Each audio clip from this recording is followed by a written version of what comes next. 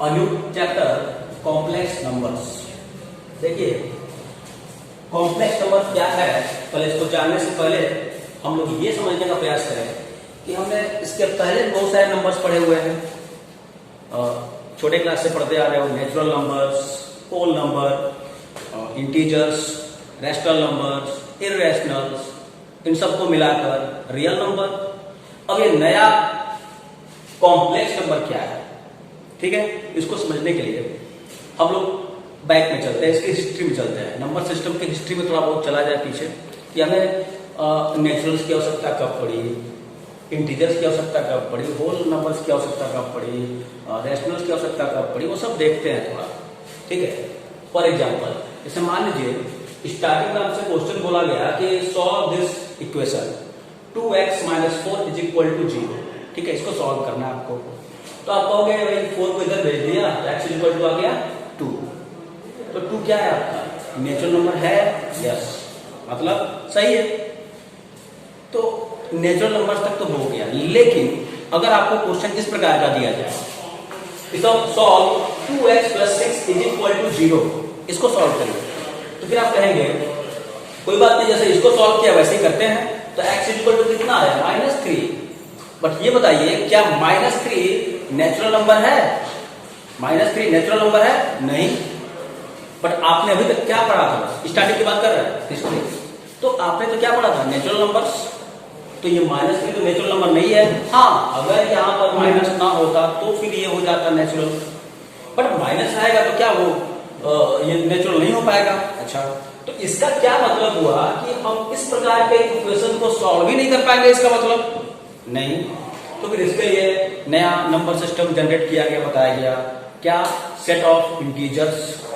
वही कि natural number जो आपका होता है 1 2 3 4, उसके सामने आप लगा लो माइनस साइन, तो आपका हो गया निगेटिव इंटीजर्स।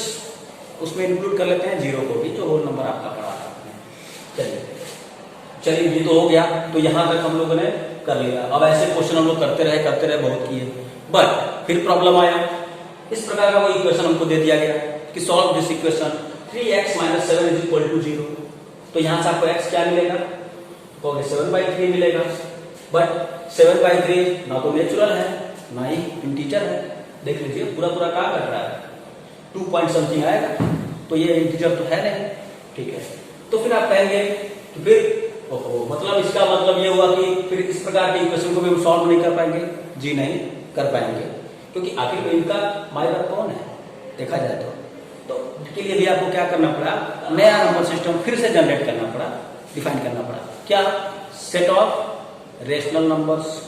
रेशनल नंबर्स आपने डिफाइन किया कि रेशनल नंबर किसे बोलते हैं, तो जो नंबर p/q के फॉर्म में लिखा हुआ हो उसे बोलते हैं रेशनल नंबर, है ना, ठीक है। तो आपका ये भी हो गया।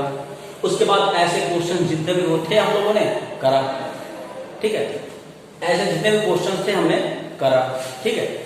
अब करते करते हम लोग यहां तक पहुंचे, ऐसे ही क्वेश्चन में पहुंचे कि मान लीजिए सॉल्व करना हो इसको, x² - 2 = 0 को सॉल्व करना हो। तो कहे आपने कि भाई 2 को इधर भेज देते हैं, x बराबर हो गया 2 हो गया, x² बराबर 2 हो गया, तो x बराबर क्या हो गया, तो प्लस माइनस √2 हो गया, ठीक है। तो ये तो रेशनल नंबर नहीं है, क्योंकि √2 को अगर आप कहते हो √2/1 तो p/q के फॉर्म में हो गया। जी नहीं, p and q must be integers ना, p and q must be integers, but here √2 is not integer, but q = 1 is integer, hence यह रेशनल तो नहीं है। फिर डिफाइन करना पड़ा, इररेशनल नंबर डिफाइन करना पड़ा। तो ठीक है, ऐसे क्वेश्चंस का भी सॉल्यूशन हम लोगों ने प्राप्त कर लिया, ठीक है। ऐसे इक्वेशंस को भी हम लोगों ने सॉल्व कर लिया, लेकिन फिर ऐसे ही क्वेश्चन सॉल्व करते करते ऐसे क्वेश्चंस आए कि x² + 1 = 0 दिया हुआ है, इसको सॉल्व करिए। तो करें हम लोग इसी तरह से जैसे इसमें करें हैं वैसे इस यहां भी करें, तो पाया कि x² = -1 और x² = -1। तो कहोगे ऐसा कौन सा रियल नंबर है, ऐसा कौन सा रियल नंबर है जिसका स्क्वायर करेंगे तो -1 आएगा? ऐसा कौन सा रियल नंबर है जिसका स्क्वायर करोगे -1 आएगा? तो कहोगे कोई भी रियल नंबर हो, उसका स्क्वायर हम लोग करेंगे, वो रियल नंबर पॉजिटिव हो चाहे नेगेटिव हो, उसका स्क्वायर करेंगे तो आंसर क्या आएगा? आंसर तो पॉजिटिव आएगा, कुछ भी हो। बट यहाँ पर क्या हो रहा है, हमको ऐसा कोई एक्स चाहिए जिसका स्क्वायर करें तो -1 आए। तो हम क्या कहेंगे यहाँ पर साफ साफ कि भैया ऐसा कोई रियल नंबर नहीं है जिसका हम स्क्वायर करें तो -1 आए, है ना? ऐसा कोई रियल नंबर नहीं है। तो इसका मतलब तो ये निकल के आ रहा है ना कि ऐसे इक्वेशंस का तो अब हम लोग सोल्यूशन नहीं कर पाएंगे, ठीक है? नहीं, इनके लिए भी जैसे हम लोगों ने पुराने केसेस में ये सब बातें हमारे पास आ रही थी, आवश्यकता आविष्कार की जर्नी होती है, तो जैसे जैसे हमें आवश्यकता महसूस हुई वैसे वैसे हम लोगों ने आविष्कार करना चालू किया। तो उसी कॉन्टेक्स्ट में ये डिफाइन किया गया कि भाई इस प्रकार के क्वेश्चंस का अगर हमें सोल्यूशन करना है तो प्रॉब्लम कहाँ हो रही है? प्रॉब्लम यहाँ हो रही है कि चलो भाई x स्क्वायर इक्वल टू -1, तो x इक्वल टू क्या आएगा? चलो plus minus, okay done, root minus one. अब प्रॉब्लम यहाँ पर यही आ रही है कि चलो ठीक है, अगर यहाँ पर +1 ना होता क्या होता? +4 होता, +4 होता तो क्या होता? x square equal to -4, that is x बराबर क्या होगा? प्लस माइनस अंडर रूट -4 तो बोल सकते हो -1 into 4, तो फिर ठीक है 4 का तो निकल जाएगा, लेकिन -1 लफड़ा कर रहा है, -1 की वजह से प्रॉब्लम आ रही है।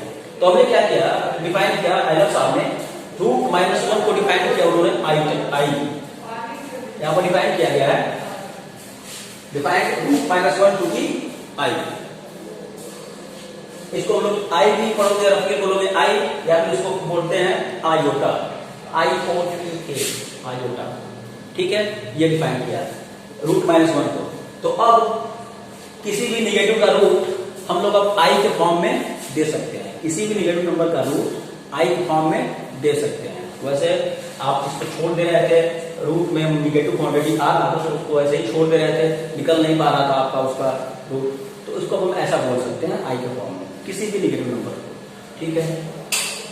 तो खैर इस वाले का सोल्यूशन कितना हो गया था? x बराबर प्लस माइनस आई। तो ये आई, तो आई बस ठीक है डिफाइन तो कर दिया आई, बट क्या इससे मतलब क्या निकल गया? तो आई डिफाइन किया गया, उसके बाद ये बताया गया कि एक नया नंबर सिस्टम आया, कॉम्प्लेक्स नंबर बोला गया। क्या?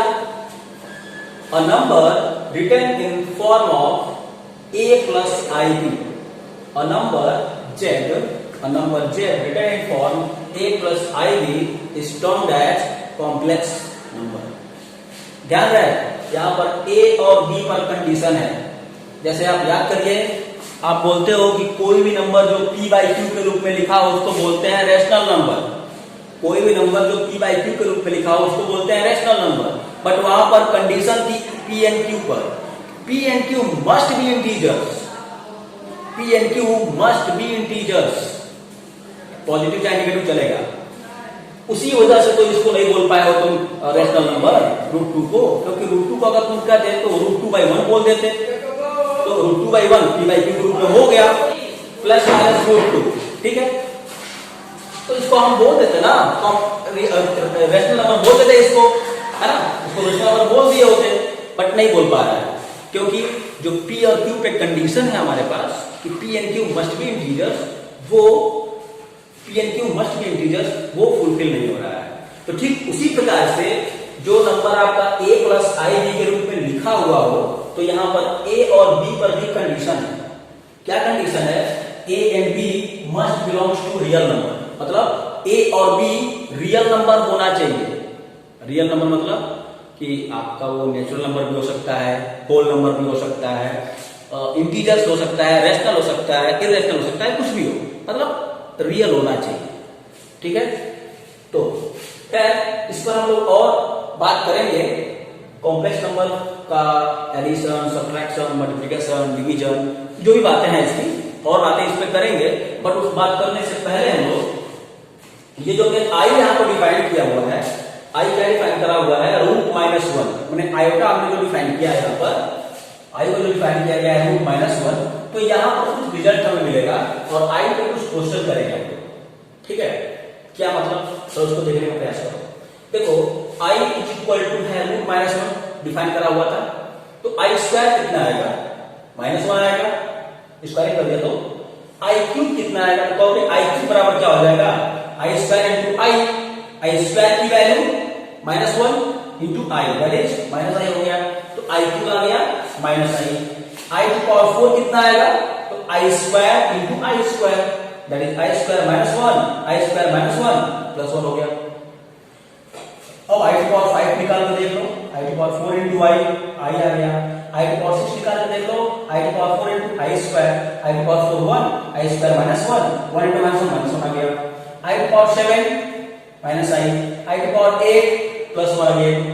ध्यान से देखो, हर 4 के मल्टीपल में रिपीट करेगा क्या, i -1 -i प्लस 1, फिर देखो i -1 -i प्लस 1, फिर कंफर्म है कि i टू पावर 9 निकालोगे तो i आएगा, i टू पावर 10 निकालोगे तो -1 आएगा, i टू पावर 11 निकालोगे तो -i आएगा, और i टू पावर 12 निकालोगे तो फिर से 1 आ जाएगा, है ना। मतलब i का पावर में कुछ भी लिखा हो, i का पावर में कितना भी लिखा हो, 2000 लिखा हो, 2022 लिखा हो, 2021 लिखा हो, 1 करोड़ लिखा हो, कोई फर्क नहीं पड़ने वाला। अब कोई फर्क नहीं पड़ने वाला का क्या मतलब ये कि आपको ऐसा लग रहा होगा कि भाई अगर हमको निकालना है i टू पावर 1 लाख अगर निकालना है तो आप कहो भाई i को 1 लाख बार गुणा करना पड़ जाएगा, नहीं, i को 1 लाख बार गुणा करना पड़ जाएगा, नहीं। आप यहाँ पर इसको हम लोग देखें, ये पैटर्न देखें, इसके 4 के मल्टीपल में क्या कर रहा है, रिपीट कर रहा है, ठीक है, 4 के मल्टीपल में रिपीट कर रहा है।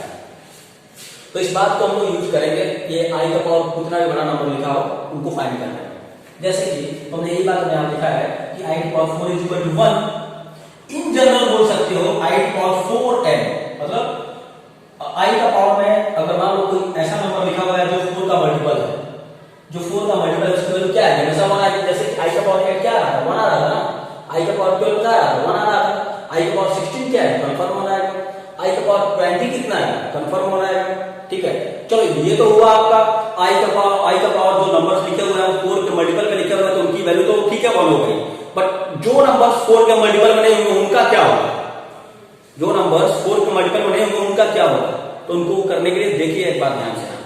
फॉर एग्जाम्पल मान लीजिए आपसे कहा जाए कि फाइंड करिए i का पावर 127, दूसरा एक क्वेश्चन हमने लिखा है, इसको आप लोग करेंगे i का पावर 2019 प्लस i का पावर 2020, इसको आपको करिएगा, हमने इसको कर दिया है, जैसे मैंने इसको किया बिल्कुल ऐसे आपको यहाँ पे करना है, पहले इसको देख लिया है।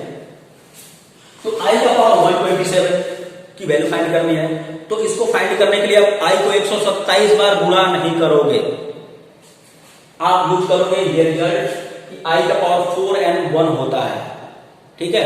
अच्छा कैसे किया जाए, तब इसको एक काम करिए, आप 127 को 4 से डिवाइड करिए, ठीक है।